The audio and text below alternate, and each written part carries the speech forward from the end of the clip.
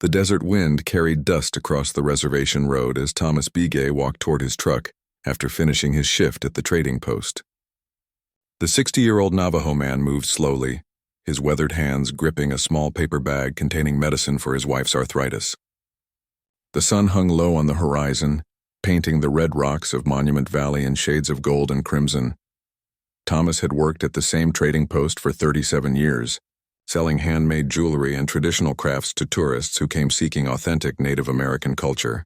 He knew every family within 50 miles, had delivered babies who were now having babies of their own, and had never made an enemy in his life. His gentle nature and quick smile made him beloved throughout the Navajo Nation. As he approached his old Ford pickup, Thomas noticed 3 men leaning against a newer SUV parked nearby. They were not from the reservation. Their pale skin, expensive clothes, and hostile expressions marked them as outsiders. Thomas nodded politely as he passed, following the traditional Navajo way of showing respect to all people, even strangers. "Hey, Chief," one of the men called out, his voice dripping with mockery. "You selling any peace pipes today?" Thomas paused, his hand on the truck door handle. He had heard such words before from ignorant tourists, but something in this man's tone felt different, dangerous. "I'm sorry, but the trading post is closed now," Thomas replied quietly, maintaining his dignity. The 3 men exchanged glances and pushed away from their vehicle. The leader, a heavy-set man with tattooed arms, stepped closer. "We're not looking to buy anything, old man. We're here to collect." Thomas's brow furrowed in confusion. "Collect what? I don't understand." "Your people have been living off our tax dollars for too long," the second man snarled. "Free housing, free healthcare, free everything. Time to pay up."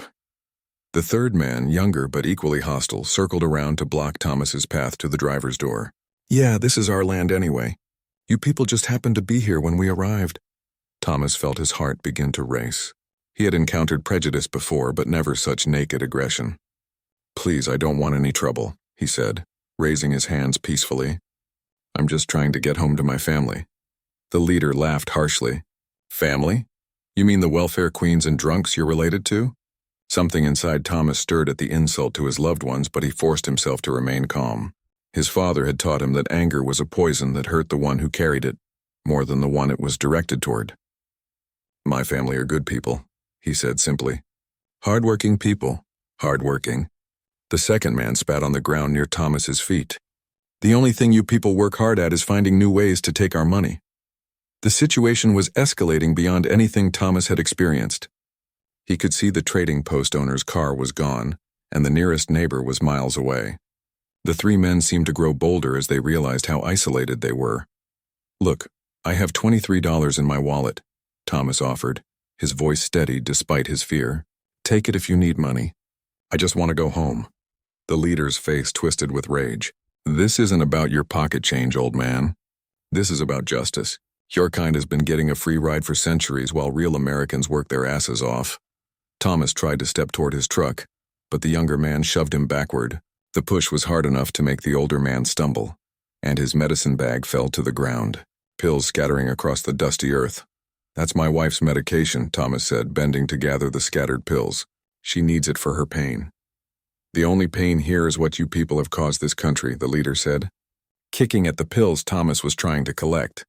As Thomas knelt on the ground, trying to save what medicine he could, the 3 men surrounded him.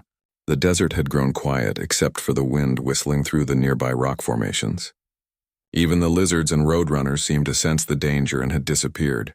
"Please," Thomas said, looking up at the 3 faces staring down at him. "I have grandchildren. They're expecting me home for dinner." The leader's boot connected with Thomas's ribs, sending a shock of pain through the older man's body.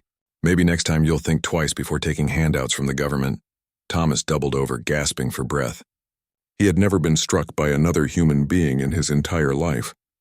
The Navajo way emphasized harmony and balance. Violence was foreign to his nature, but as the second kick landed in his back, Thomas realized these men had no intention of letting him leave. The beating began in earnest then.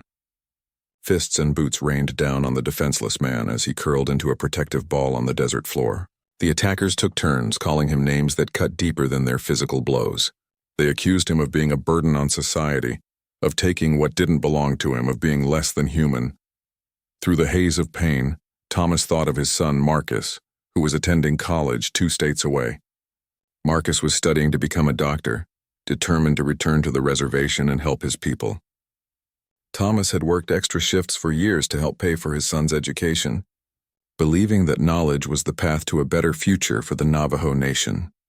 As consciousness began to fade, Thomas's last coherent thought was a prayer to his ancestors, asking them to watch over his family and to help his son understand that hatred could not be defeated with more hatred.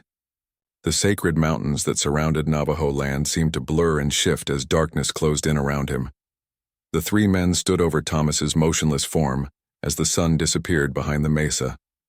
Their anger had been spent, leaving only the desert wind to witness what they had done to an innocent man whose only crime was being born into a different culture than their own. Sarah Bigay checked the kitchen clock for the 5th time in 10 minutes.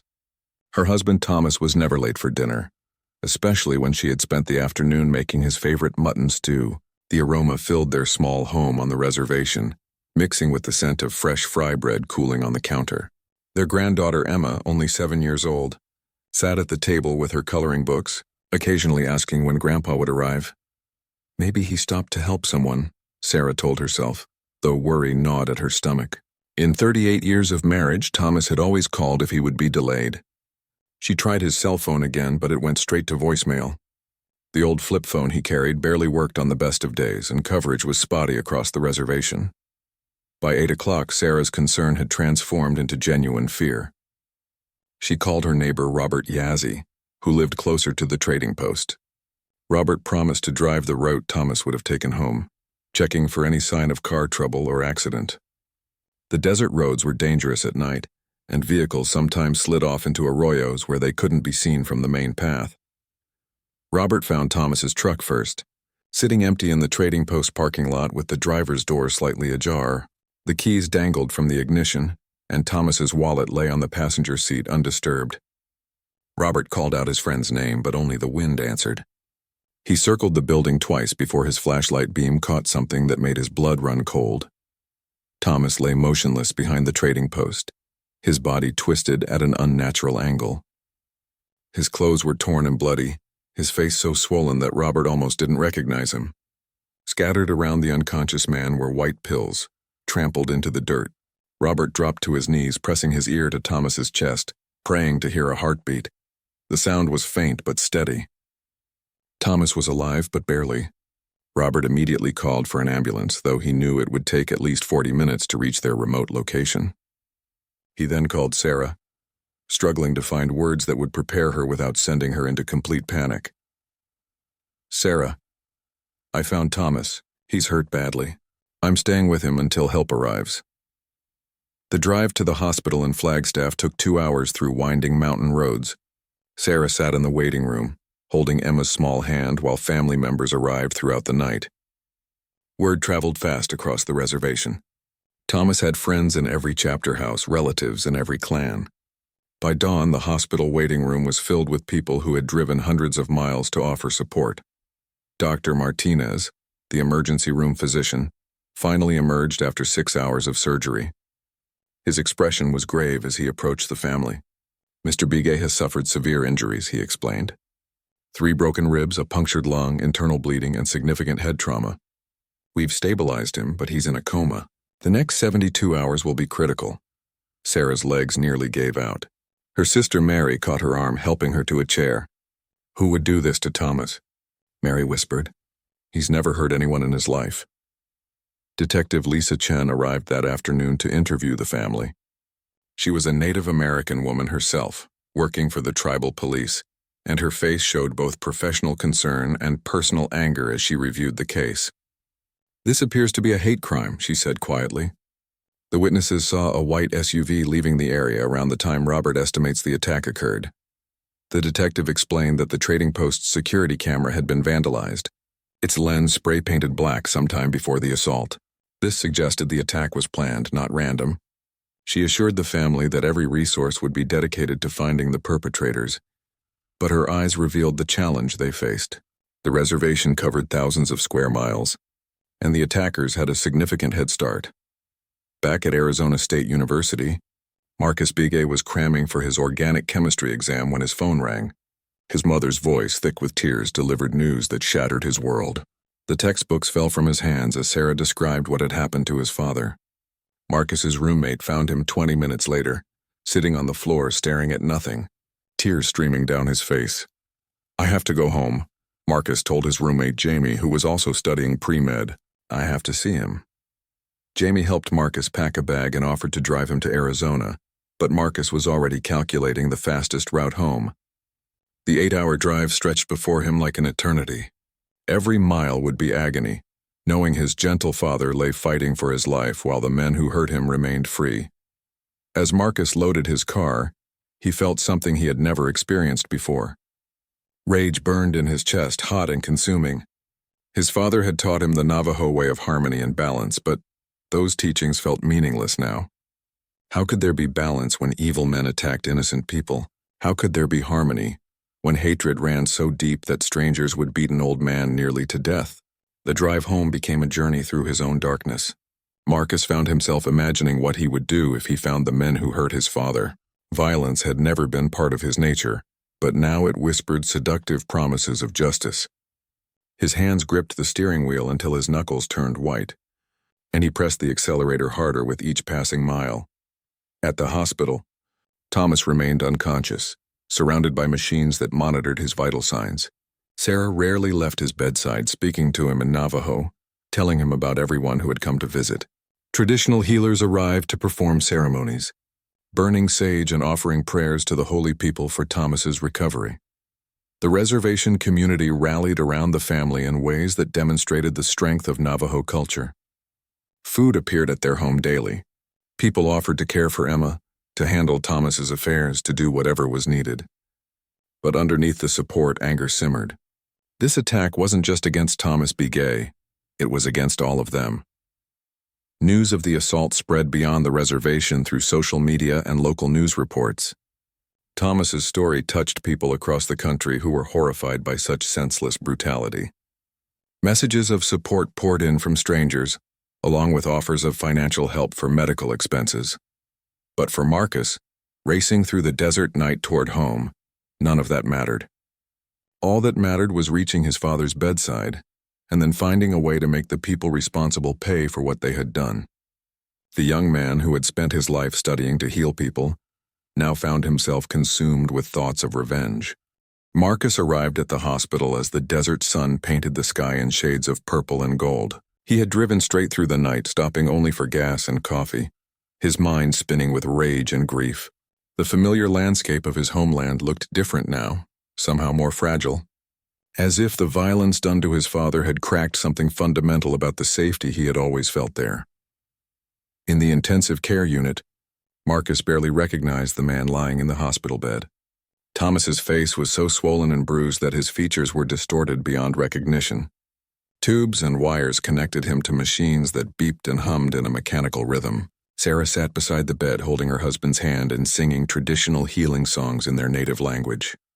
"Mom," Marcus whispered, and Sarah looked up with eyes red from crying and lack of sleep. She stood and embraced her son, and for a moment Marcus felt like a child again, safe in his mother's arms. But the feeling couldn't last. The man who had raised him, who had worked double shifts to pay for his education, who had never raised his voice in anger, lay broken before them. "Have they caught the men who did this?" Marcus asked, his voice tight with controlled fury.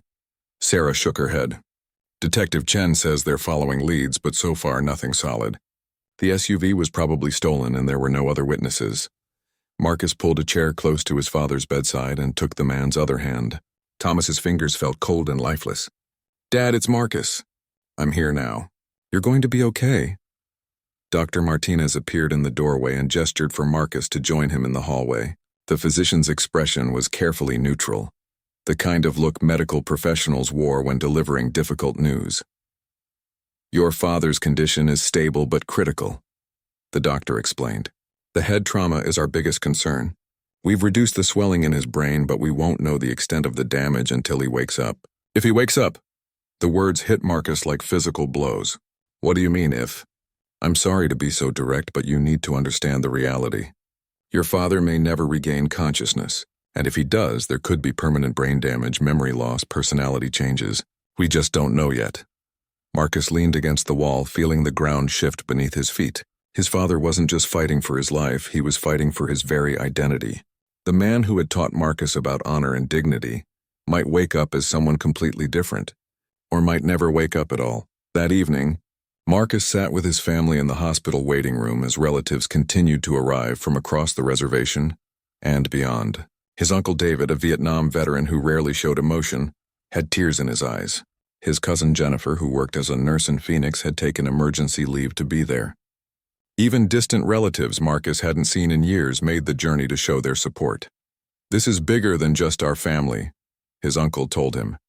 "Thomas represents everything good about our people. He works hard, treats everyone with respect, follows the traditional ways. An attack on him is an attack on all of us." The tribal chairman arrived that night, along with several council members. They assured the family that the tribe would cover all medical expenses and provide whatever support was needed.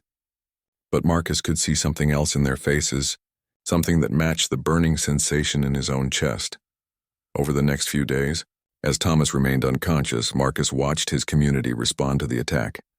Peaceful vigils were held at the tribal headquarters. Traditional ceremonies were performed to call for healing and justice. But Marcus also heard whispered conversations about taking matters into their own hands. "We know who did this," one of his cousins told him during a smoke break outside the hospital. "Word is they've been bragging about it in the bars in Flagstaff. 3 white guys with a stolen SUV. They think they can come onto our land and hurt our people with no consequences." Marcus felt the rage building inside him again. "What are you saying?" "I'm saying maybe it's time we stopped waiting for the white man's justice system to work. Maybe it's time we handled this ourselves." The idea was seductive. Marcus had grown up hearing stories of the old days, when wrongs were righted through direct action, when the community took care of its own problems.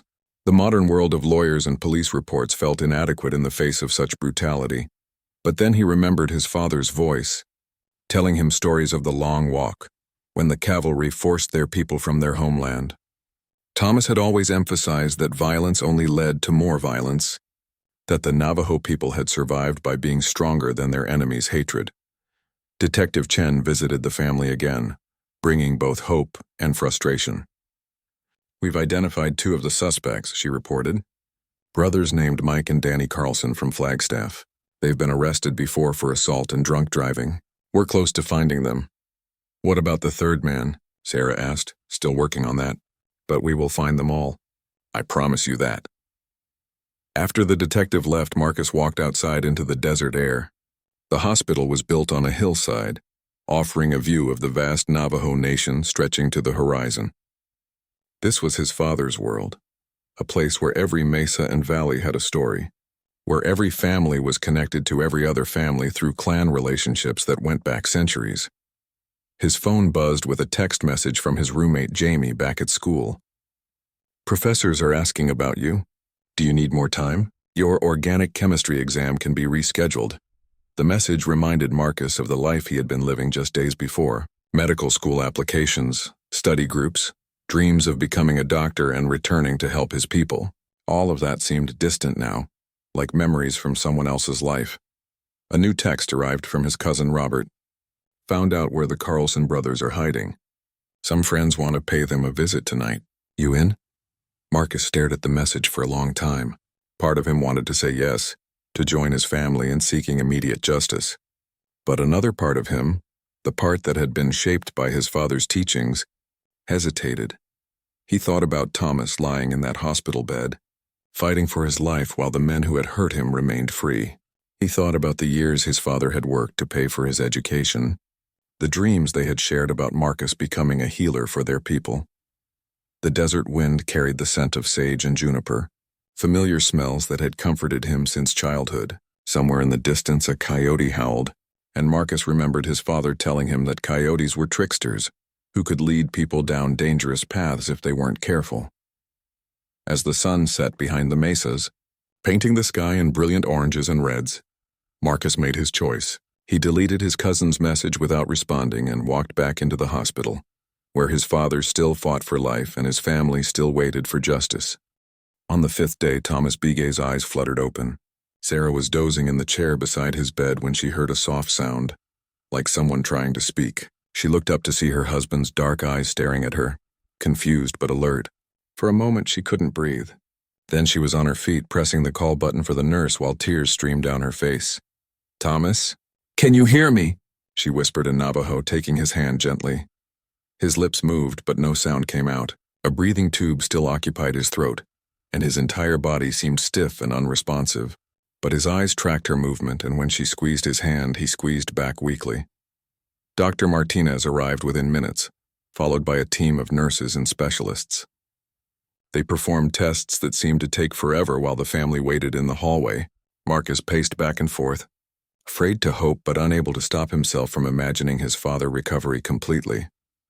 "The good news is that he's conscious and responding to stimuli," Dr. Martinez explained when he emerged from the room. "His cognitive functions appear to be intact, which is remarkable considering the severity of his head trauma. However, he suffered significant physical damage that will require months of rehabilitation." Over the next few hours, as Thomas was gradually weaned off the breathing apparatus, the extent of his injuries became clear.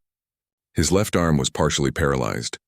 His speech was slurred and difficult to understand. Simple movements that had once been automatic now required tremendous effort and concentration. But Thomas was alive, and his mind was clear. When Marcus finally got to speak with his father alone, the older man's first words were not about his pain or his attackers, but about his son's future, school. Thomas whispered through damaged vocal cords. "Don't miss school." Marcus shook his head. "I'm staying here until you're better, Dad. School can wait." Thomas gripped his son's hand with surprising strength. "No, this is why you go to heal our people. Don't let them change you." The word "them" hung in the air between father and son. They both knew Thomas meant his attackers, the men who had beaten him simply because of his race. Thomas was warning Marcus not to let hatred consume him, not to abandon his dreams of healing in favor of thoughts of revenge. Detective Chen visited that afternoon with news that brought both satisfaction and new concerns. "We've arrested Mike and Danny Carlson," she announced. "They were found hiding at a friend's cabin outside Flagstaff. We're still looking for the third man, but we have enough evidence to charge the brothers with aggravated assault and hate crimes." Sarah asked the question that had been haunting the family. "Why? Why did they do this to Thomas?" The detective's expression darkened.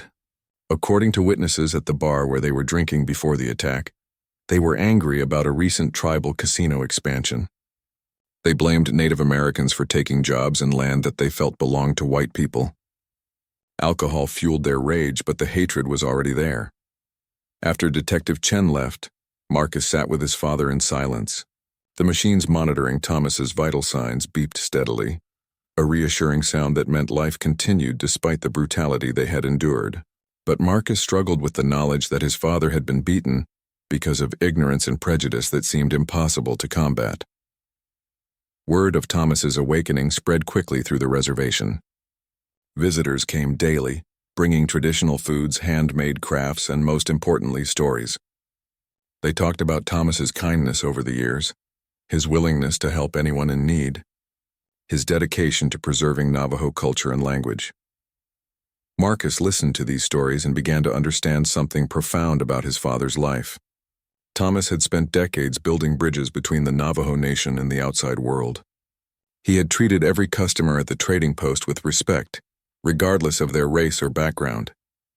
He had taught by example that Native Americans were not the stereotypes portrayed in movies and ignorant comments, but real people with families, dreams, and contributions to make. The irony was devastating. The very qualities that made Thomas a target for racist violence were the same qualities that made him beloved by his community and respected by fair-minded people of all backgrounds. Physical therapy began a week after Thomas woke up. Marcus watched his father struggle to perform simple tasks that had once been effortless. Picking up a cup of water required intense concentration. Walking from the bed to the bathroom left Thomas exhausted and frustrated. "I feel useless," Thomas admitted to his son during one particularly difficult session. "You're not useless, Dad. You're healing. The doctors say you're making remarkable progress." Thomas shook his head slowly. "Not my body, my spirit. Those men, They wanted to break something inside me. Some days, I think they succeeded. This admission frightened Marcus more than any physical injury. His father had always been a source of spiritual strength for their family, a man who found meaning in traditional ceremonies and beliefs. If Thomas lost faith in the goodness of people, if he became bitter and angry, then his attackers would have achieved a victory beyond their physical assault. That night, Marcus called his roommate Jamie to discuss his future. He had been away from school for 2 weeks, and his professors were beginning to express concern about his ability to catch up with the coursework. "I don't know if I can leave him like this," Marcus confided. "He's improving physically, but something is broken inside him. He's lost his faith in people." Jamie listened patiently before responding. "What would your father want you to do?" The question cut straight to the heart of Marcus's dilemma. Thomas had sacrificed everything to give his son opportunities he had never had. Abandoning his education would dishonor those sacrifices and validate the attackers' attempts to destroy their family's future. But Marcus also felt a responsibility to help his father heal, emotionally as well as physically. Thomas needed to remember that the 3 men who had beaten him did not represent all white people, just as he himself represented the best qualities of the Navajo nation, rather than the stereotypes his attackers believed. The answer came to Marcus gradually over the following days as he watched his community's response to the attack. People of all backgrounds had sent messages of support. Medical professionals at the hospital, most of them non-native, had gone above and beyond in caring for Thomas. Local churches had raised money for the family's expenses. Marcus realized that his father needed to see this outpouring of support from good people who rejected the hatred that had nearly killed him. Thomas needed to understand that his life's work of building bridges had succeeded, even if 3 ignorant men had tried to tear them down. The solution was both simple and profound. Marcus would return to school, but he would bring his father's story with him. He would speak to medical school classes about health care on reservations. He would volunteer at free clinics serving Native American communities. He would show the world that Thomas Begay's son was exactly the kind of person his father had raised him to be. Most importantly, he would become the doctor his father had dreamed of, returning to heal his people not with anger or revenge, but with the same compassion and dedication that Thomas had shown throughout his life. The federal courthouse in Phoenix buzzed with tension as the trial of Mike and Danny Carlson began 6 months after the attack. The case had drawn national attention, becoming a symbol of the hate crimes that continued to plague Native American communities. Marcus sat in the front row behind the prosecutor's table, having driven down from school for every day of testimony.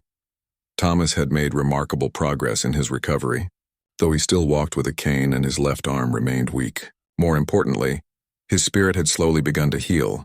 The outpouring of support from people across the country had reminded him that goodness far outnumbered evil in the world, even when evil made the loudest noise.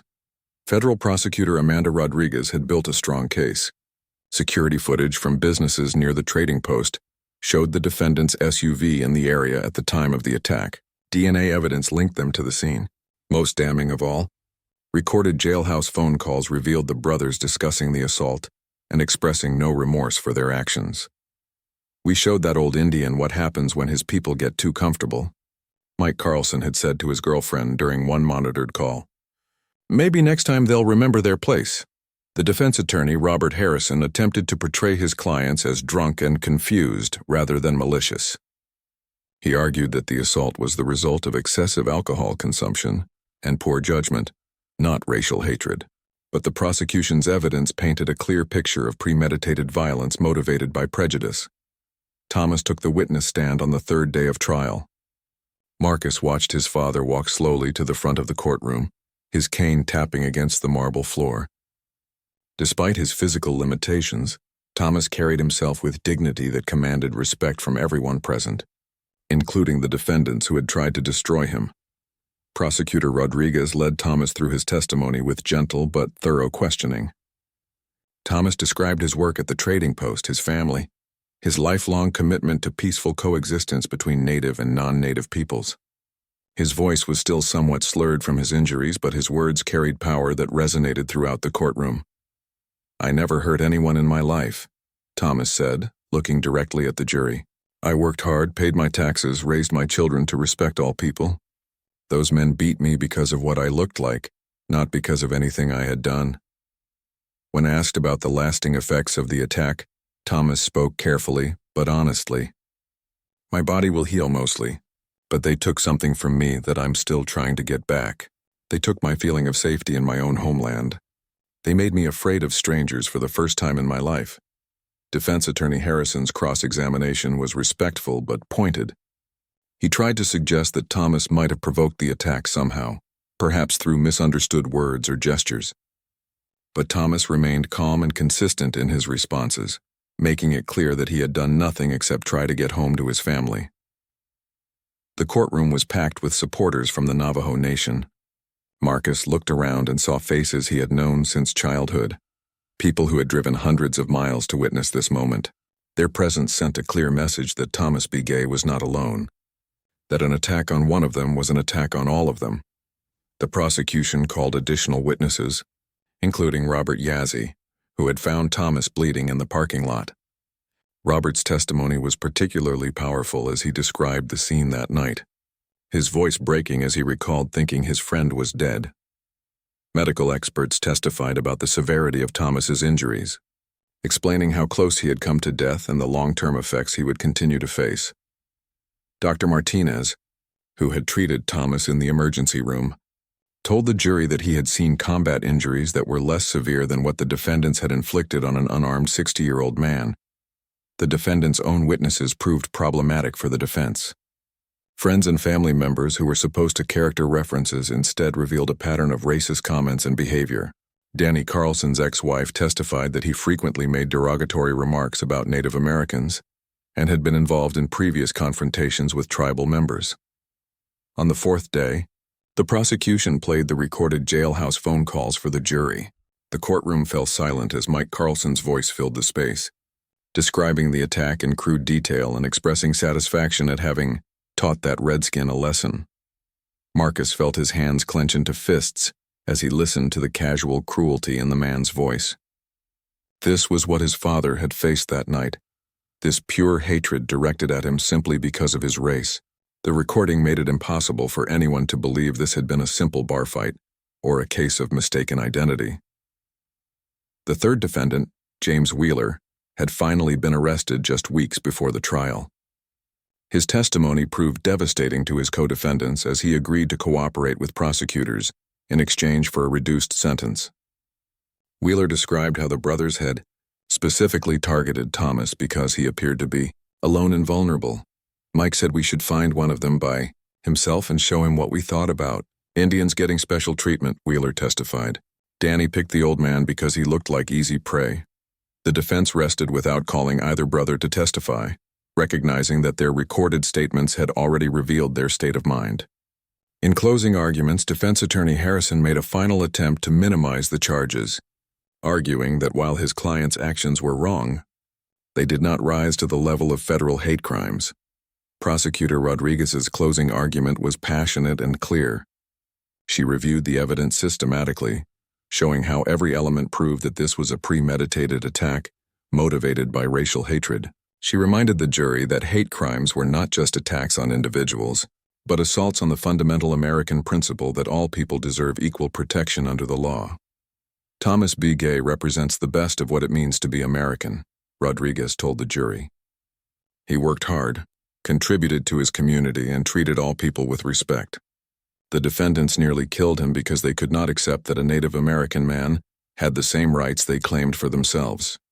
The jury deliberated for less than 4 hours. When they returned to the courtroom, their faces were grim but resolute. The foreman stood and read the verdicts, guilty on all charges, including federal hate crime enhancements that would add significant time to the defendant's sentences. Marcus felt a wave of relief wash over him as the verdicts were read. Justice had been served, though it could never fully repair the damage done to his father and family. Thomas showed no emotion as the guilty verdicts were announced, but Marcus saw him reach for Sarah's hand and squeeze it gently. After the trial ended, Thomas spoke briefly to reporters gathered outside the courthouse. "I hope these men will use their time in prison to think about the hatred in their hearts," he said. "And I hope other people will see what happened here and choose love over hate, understanding over fear." The convictions sent a message throughout Indian country that violence against Native Americans would not be tolerated. But for Marcus and his family, the real victory was simpler and more personal. Thomas Bigay had survived, his dignity intact, his faith in humanity slowly returning. 2 years after the attack, Marcus stood in his cap and gown at Arizona State University's medical school graduation ceremony. Thomas sat in the front row, his recovery remarkable but incomplete. The cane still rested against his chair, and his left hand remained partially paralyzed. But his eyes shone with pride as his son received his medical degree. The journey back to this moment had been longer and more difficult than either of them could have imagined. Marcus had struggled with anger and thoughts of revenge for months after the trial. His grades had suffered as he battled depression and post-traumatic stress that matched his father's own psychological wounds. But gradually, with the help of counselors and traditional healers, both men had found their way back to the path of healing. Dr. Marcus Bigay, as he would now be known, had already been accepted into a residency program that would allow him to return to the Navajo Nation as a family physician. His dream of serving his people was finally within reach, though it had been forged in pain rather than simple ambition. After the graduation ceremony, the extended family gathered at Thomas and Sarah's home for a traditional feast. The small house overflowed with relatives who had traveled from across the Four Corners region to celebrate Marcus's achievement.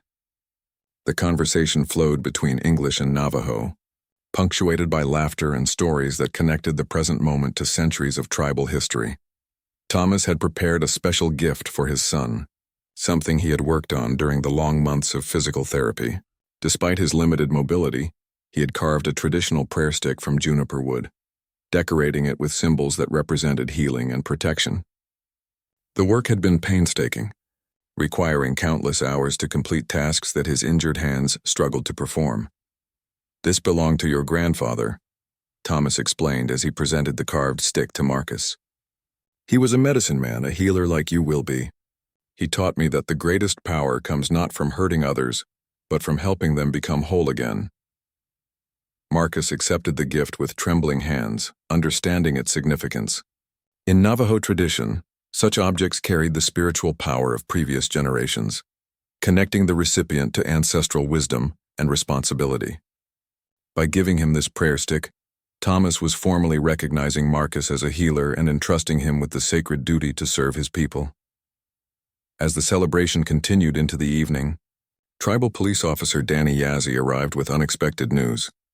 "The third defendant, Wheeler, is being released from federal prison next month," he informed Thomas.